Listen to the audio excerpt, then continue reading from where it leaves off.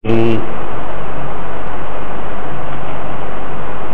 ابن عمر رضي الله عنهما عن رسول الله صلى الله عليه وسلم أنه قال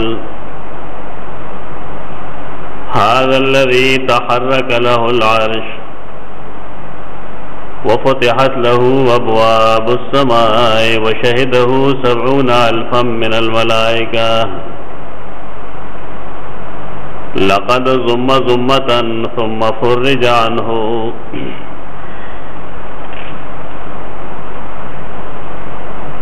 عذاب قبر سره متعلق بحث مخکنه شروع ہے. کم حدیث جمال استعید سنن نسائی داغه تعلق دے سیدنا سعد بن معاذ رضی اللہ عنہ سره.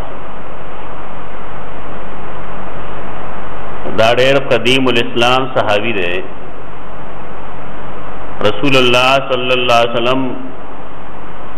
سیدنا مصعب بن عمیر د مدینے والو د دینی تعلیم و تربیت دپاره لېږلی و.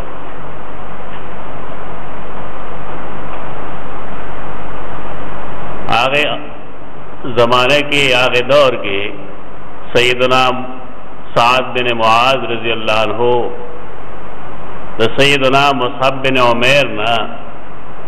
دین زدکړو، عقیده او توحید زدکړو او بیا خپل ټول قبیله ته او ټول قوم ته دعوت ورکړو. بنو عبد الاشهل د دې ټبر ده. د چې کله ایمان وروړو دین زدک سرو دې بس خپل قبیله ته لاړ، هغې ته آواز وکړ، یو ځای جمع کړل. اصول لاری قرآن مجید نه هم دا معلومه ده چې ټول مؤمنان د دین د حصول لپاره یو ځای نشي وته. پکار داری فلولا نفر من کل فرقة طائفة ليتفقهوا في الدين ولينذروا قومهم اذا رجعوا إليهم. قرآن قاعده خوذلې ده چې ټول خلق ټول مسلمانان یو شان د دین عالمان نشي جوړلی. په دې وجه په هر قام او قبیله کې څه خلق داسې پکار دی، یو ډله پکار ده چې هغې د الله د دین د زده کړې لپاره بهر وځي، واپس چې راشي نو خپل قوم له تنبیه ورکړي چې د دین مسله داسې ده. په دې وجه باندې دغه صحابي چې سیدنا سعد بن معاذ رضی اللہ عنہ هغه خپل قوم ته دعوت کړی دی، د عقیدې طرف ته رابللی دی، توحید طرف ته رابللی دی. لیکن طریقه دا ده چې انسان د دعوت دپاره کم تکنیک به استعمالی، کومه طریقه به استعمالی. د دین دا دعوت یو ډېر باریک عمل دی. دا ساده عمل نه دی کوم چې زموږ خلقو ګڼلی دی چې سړی دی پاسي یو څو خبرې دی وکړي نو دا د دین د بیان کار شو. دا ډېر مشکل کار دی. په دې وجه د صحابه کرامو په باقاعده ټریننګ کې د پدېږي رسول الله صلی الله علیه وسلم په دعوت دپاره کسان تیارول، هغې نه وروسته به د هغې تشکیل کېدو، سالاقو ته وتلل. په دې وجه سیدنا سعد بن معاذ رضی اللہ عنہ هم هغه تکنیک استعمالوي، هغه طریقه استعمالوي د کم د وجې چې یقین ساتلی شي چې او دا خلق به خبرې ته راشي. بنیادی اصول لري چې کله یو انسان د دین دعوت ورکوي پکار دا چې د هغه ماضي صفایي. یو خواصې د خلقو الزامات وي، اخو لګوي خلق انبیاء باندې لګوي، الله بارکې کوي، ځان له مسله ده. لیکن حقیقتاً چې یو سړي باندې څه الزام نه وي د الله او د هغه د رسول په نظر کې د داسې بې داغه ماضي مالک پکار وي. یو سړی که بالفرض خیال د هغه دای چې زما ماضي دی داغدار وي او زه به دعوت کار ورکوم، نو دا سړی غلطي کوي، دی دعوت نشي کولی، دی به ډېر ګنده اثر وي په خلقو باندې. قرآن مجید نم دا معلومه ده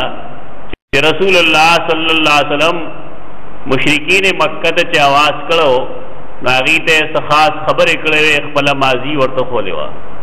او دیم فرمایلی و چې لقد لبثت فیکم عمرا من قبلی، ما تاسو کې یو ژوند تېر کړی دی، زما څه ماضي شته دی، که د چا زما په ماضي څه اعتراضي نه هغه دې وکړي. دا بنیادي اصل دی، خلقو دې نه اغماس کړی دی. یو د یو سړي حق پرستی ده، د هغه توبه وباسل دی ځان له یو مسله. یو سړی نیکۍ ته راغی، دینداره شو، ټیک ده، بس یقین دے چې الله به معاف کړي، لیکن د دعوت کار جدا چیز دی، هغه ذمہ داری داسې افرادو ته نشي حواله کېدی. د عامو خلقو ذهن کې د هر انسان ماضي موجود دی، چې کله یو سړی د دعوت کار شروع کړي نو هغې ماضي ته لاړ شي او د بې راهروۍ سبب دی جوړ شي. رسول الله صلی الله علیه وسلم چې کوم لومبنی دعوت ورکړی دی خلقو ته، په هغې کې هم د خپلې ماضي یادګیرنی ورکړی ده. هغې نه هم تپوس کړی دی چې ستاسو زما په باره کې څه خیال دی؟ هغې ورته جواب کې ویلي چې ما جربنا علیک الا صدقا، زمونږ یقین دا دی چې ته همیشه رښتیا وایې. همدارنګې سیدنا سعد بن معاذ رضی الله عنه قوم چې رابللی دی نو هغې نه یو تپوس کړی دی، تپوس دا دی چې زه تاسو ته څنګه ښکارم، زما ماضي ته که تاسو وګورئ، زما حال ته که وګورئ نو زما عقله وړو څه دي. مقصد دا دی چې که زه څه د ګنده ماضي مالک یم نو زما حال به خراب وي، او که زما ماضي صاف سوتره وي نو زما حال به هم درست وي. هغې ټولو جواب ورکړ چې ته خو زمونږ سردار یې، دا د بنو عبدالاشهل سردار دی، لوی سړی دی، هغې ورته امین وی، امانتدار یې. دا ښه او صاف دي چې یو مشر کې پګاري. نو د هغه جمله سوه بیا ورپسې هغه ویل زه به تاسو سره تر هغې پورې خبرې اترې نه کوم، تر هغې به زما تاسو سره میل مناف نه وي حتی تؤمنوا بالله ورسوله، تر کې مې چې تاسو په الله او د هغه په رسول ایمان نه وروړلی. دا د هغه د دعوت اندازو. ماښامه پورې احادیثو کې دا اشترې تاریخ کتابونه هم ډک دي چې په بنو عبدالاشهل کې یو فرد هم داسې نه و چې هغې کافر پاتې شوي،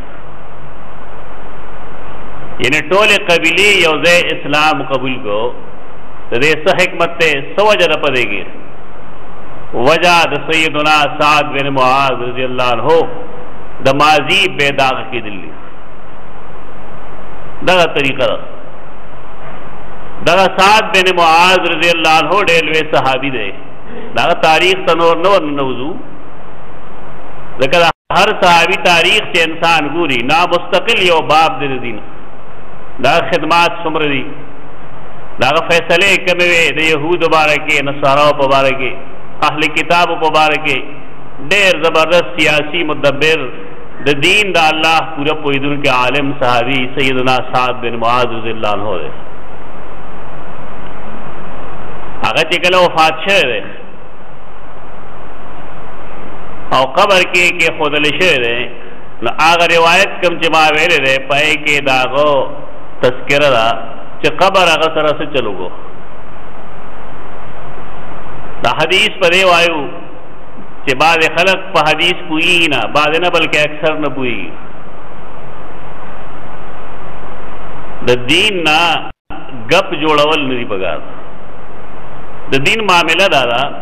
چې انسان دې دین د استاد نه ووایي. کم یو سړی چې دین د استاد نه وایي نو ډېر ساده ساده حقیقتونه وي، په هغې باندې انسان بیا نه پوهېږي. که بالفرض دا دومره آسان کار وی، دین هغه ته د استاد ضرورت نه وي الله په قدرت کې دا څه مشکل نه و ګران نه واغه ته هغه به هر انسان په نوم یو خط لیکلی وی یو کتاب به لیکلی وی او هر انسان ته به بذات خود را لګلی چې دا والا په دې اول کو لیکن د دین د پاره د استاد حاجت ده دا خلکو یو غلطی ده چې دو څلور ټکی د انګریزي زکی یا د عربی زکی یا د اردو زکی یا د پښتو زکی او بیا یو کتاب را واخلي هغه ګوري او دا غې نه استدلال او استنباط کوي دا غلطی ده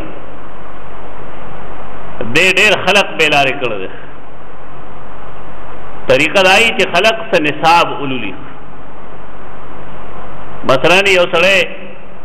انګریزي دان جوړېدل غواړي ناغه د انګریزي لټریچر وګوري اپ خپل نه ګوري او استاد نه وي پنځم شپږم نه شروع شي د انګریزي امه پورې د لړشي امه چې کله انګریزي کې کول غواړي نو التکم د باقاعده کلاسونه اخلي کافسانی ک ډراموي ک تجزیه نگاری وی بل څه شی وی او استاد نه زګي هغه نرسته ته ډیګري ملوشي چاو ته دا انګریزي په فلان کی صنف باندې د لټریچر په فلان کی پهلو باندې ستا عبور حاصل شو ټول لټریچر ورته نه وي یو خاص چیز ورته یاد کی د دین معاملې مونږ ډېر عجیب غنل یو سړی چې ادوټي کې اردو زده کې نو تفسیر براوالي ګوري بیت بتاوي خیال لاغدا ازم په دین پويګم حالدار هغه د دین په ابجدم نه پويږي دین همیشه د استاد زکول بګار موږ ته دوا عالمان معلوم دي اکثر خلک یې پیژني ذکر دغه تذکرہ کوم دا دنیا چې هغه یو ډېر ساده چیز دی یو ډېر ساده حقیقت دی پای باندې ډېر خلک نه پوي هغه سره د کوي بعد هغه خلق لا چې هغه اهل علم دي دا خبره چې کوم ما وکړه دا ډېر لوی خلق خبره دا د مفتی محمد شفیع خبره دا د شاندر شاه کشمیر رحم الله خبره ده چې بعضی دنیوي سوزونه هم ته د استاد نه زده کوي استاد نه که زده نه کې ستا معامله به خراب شي یو سړی که هغه د دنیا څه کار زده کول غواړي ټول د دې نه واقف یا تاسو چې هیڅ کار د دنیا بغیر د استاد د رهنمایۍ نه کېږي یو ماشوم که زمینداری کوي بالفرض د تماکو ناغه بچې ماتې نوم پلار ته ګوري یا مشر ته ګوري هغه ټرینډ کوي چې دا شی داسې پکار ده یو سړی که هغه باغ کې څه میوه ټولوي نو هغه ته هم دا ترغیب ورکولی شي ټریننګ ورکولی شي چې فلانې میوه داسې ده او فلانې داسې ده دې رنګ کې چې نو هغه پخوي دې رنګ کې چې نو هغه چوي آخر دا دین خلق ولې داسې یو فضول شی ګڼلی دی چې محض دو دریو جملو زده کولو سره دی د دین ټیکهدار شوی دی او بیا هر سړی دا وایي چې په ما دا فرض دي زه به دین رسوم دا فرض کفایه وي او دا د علماو کاري دین رسول د عوامو کار نه دی قرآن مجید چې ویلي دي نو هغه څه وایي په تاسو کې یو امت پکار دی یو ډله پکار ده د هغې کار به صحیح امر بالمعروف او نهی عن المنکر دا ټول مسلمانانو کار نه دی دا پوهه خلقو کار ده د سیدنا سعد بن معاذ رضی الله عنه په باره کې دا کوم حدیث چې ما لوستلی دې سره ډېر خلک بیلاري شي حدیث کې دا راځي چې دا سیدنا سعد بن معاذ کله وفات شو نو اهتز له عرش الرحمن د ده په مرګ باندې د رحمان عرش ولرزېده د خفګان نه ورپېد چې هو سعد وفات شو په دې خبره کې مونږ ته یو تعلیم دی هغه دا چې هغه څیز چې هغه مونږ ته بې شعور ښکاري کله کله الله په هغې کې شعور اچوي ځمکه اسمان غرونه دریابونه دا مونږ ته بې شعور ښکاري بې عقله راته ښکاري لیکن اللہ رب العزت دے کے سنت شعور چھول دے. سورہ بقرہ کے قرآن مجید دیو مڑی تذکرہ گئی د یہودیانو دیو مقتول ذکر کی بیا د خلق پر آگے بارے کے اگر تنازع اختلاف ذکر کی بیا غیر نرستو اللہ رب العزت اگر مڑے سے طریقہ بانے جوندے گئی بیا قرآن سے فرمائی ثم قست قلوبکم من بعد ذالک مڑے پاسے خپل قاتل خو پکار راو چې ستاسو زړونه نرم شوي خو ستاسو زړونو کې سختی رااله دومره سخت شو لکه کاڼي بلکې د کاڼو نه هم زیات. نو قرآن هلته کې شاهد بیا پیش کوي چې بعضې د کاڼو نه هغه دي یتفجر منه الانهار دا شعور دی د هغې هغې نه نیرونه بهیږي خلقو له فایدې ورکوي او دا تشبیح دا اصل کې د هغې جړا سره بعضې کاڼي داسې دي چې هغې اوچ وي نو د هغې نه لږې اوبه روځي او بعضې هغه دي لما یحبط من خشیت الله چې هغه د الله د یېرې ورغړي. قرآن دا نه وایي چې ټولې داسې دي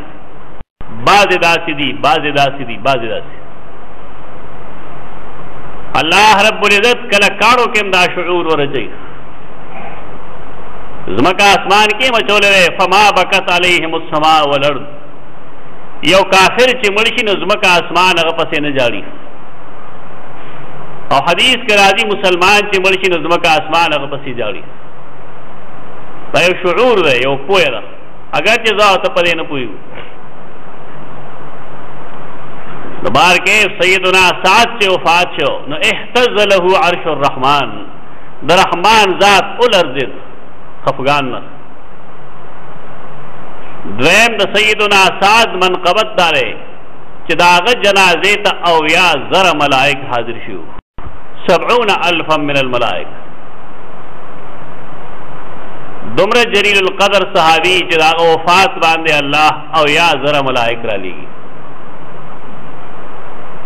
او حدیث کې راځي چې کله دفن کړی شو نو لقد ضم ضمتن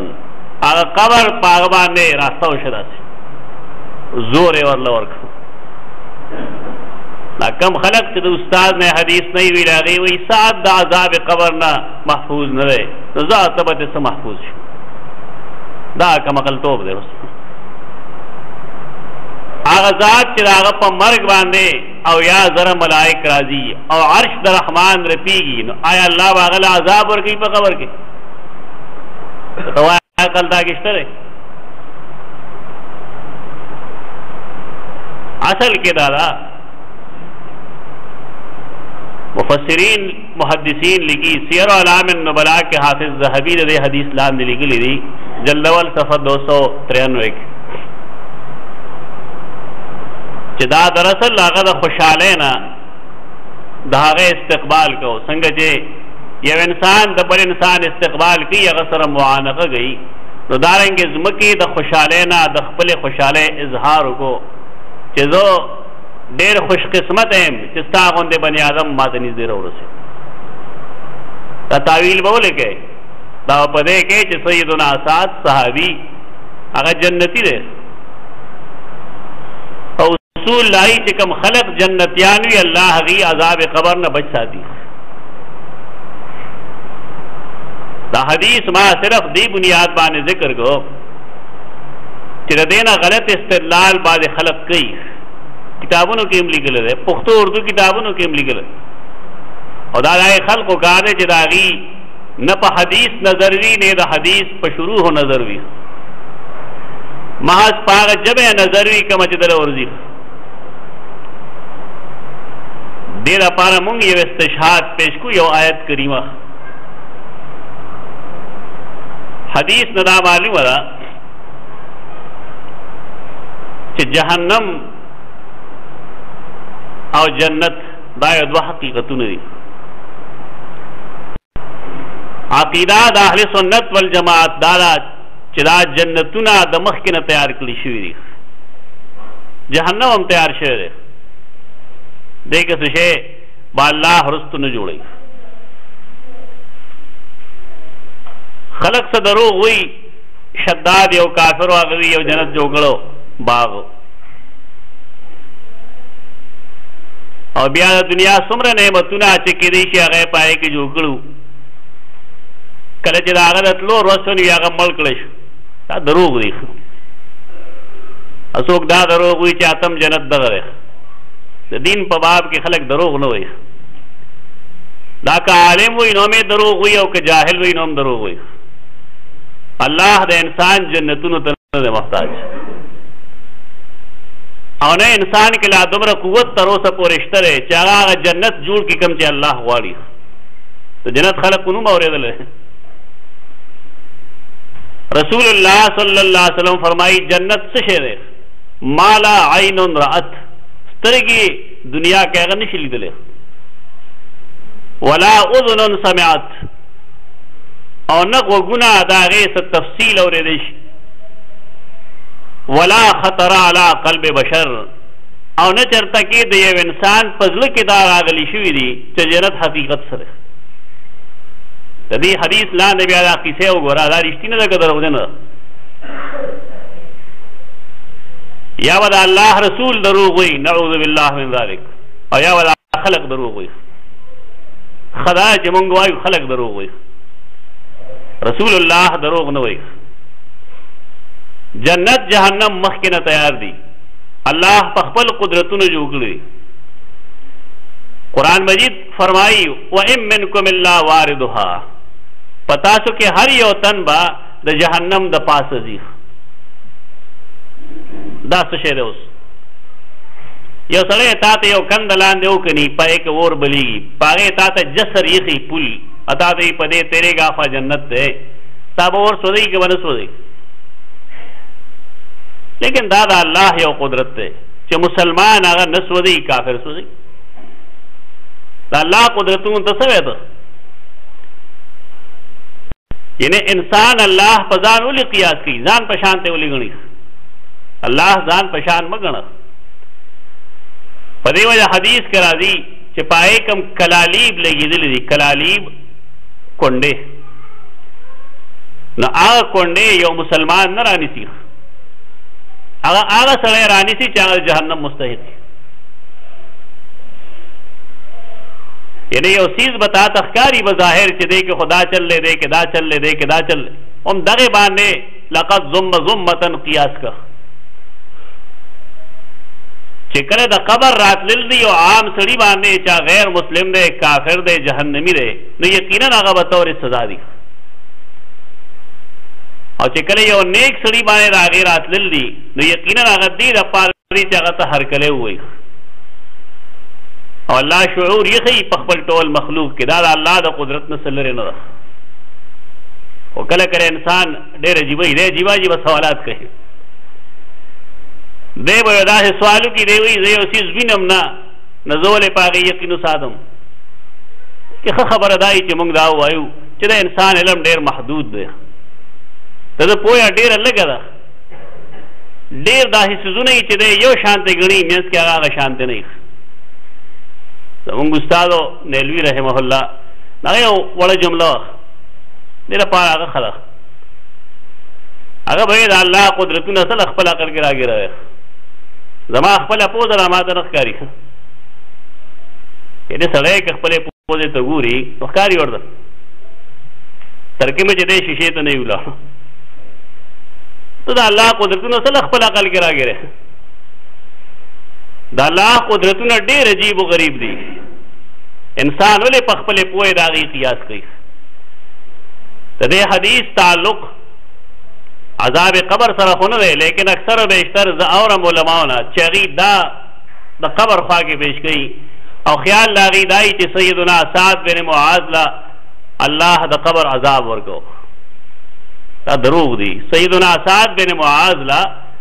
عذاب قبر الله نه دی ورکړی فتح الباری دی ولستی شي د امام نووي شرح د صحیح مسلم دی ولستی شي اکمال المعلم دی ولستی شي د ټولو محدثینو هم دغه خبره کوي کومه چې ما وکړه چې دا ځمکې دې ته هرکلی وي د ته خوش آمدید وي د ده په خوشحالۍ کې دغه کار کړی دی اقول قولي هذا استغفر الله لي ولكم ولسائر المسلمين